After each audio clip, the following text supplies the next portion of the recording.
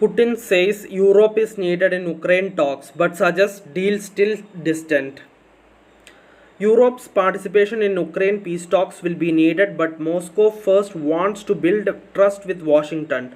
Russian President Vladimir Putin said on Monday, while suggesting that a deal to end the conflict may still be far off. As Ukraine marked the third anniversary on Monday of Russia's invasion that has killed thousands of civilians and displaced millions, US President Donald Trump suggested the war could end within weeks, but he did not elaborate.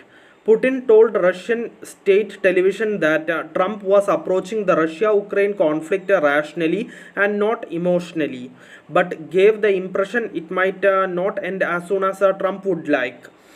Both his telephone conversation with Trump and recent talks between the United States and Russia in Riyadh touched on the issue of resolution of a conflict in Ukraine, Putin added. But it was not discussed in detail, he said in an interview. We only agreed that we would move toward this. And in this case, of course, we are not refusing the participation of European countries.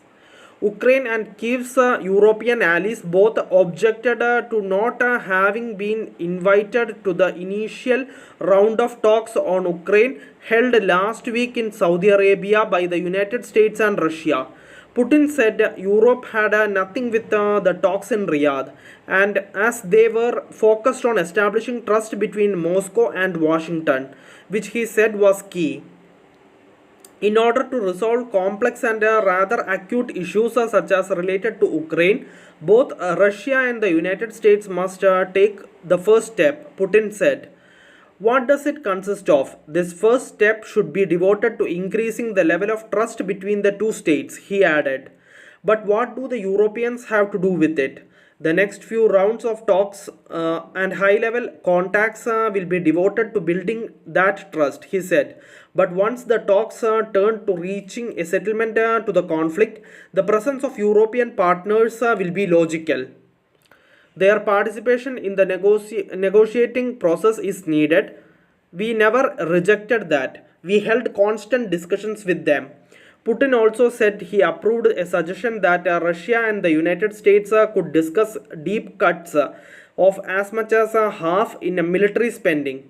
We could come to an agreement with the United States. We are not against that, Putin said. The idea seems like a good one to me. The United States reduces their 50% and we reduce ours by 50%. And China could join us later if it wishes. Putin dismissed any notion that Trump's sharp alteration of Washington's policy on Ukraine, including criticism of Ukrainian President Volodymyr Zelensky and suggestions that Kyiv might not recover all lost territory, was based on emotion. He said, was acting logically and free of constraints of promises to Ukraine made by European leaders. Unlike them, the new president of United States has his hands free from shackles that don't allow you to move forward, he said. He is moving in a straightforward manner and without particular constraints. He is in unique position. He doesn't just say what he thinks. He says what he wants. This is the privilege of the leader of one of the major powers. Thank you for listening. Thank you for watching. Thank you everyone. Bye.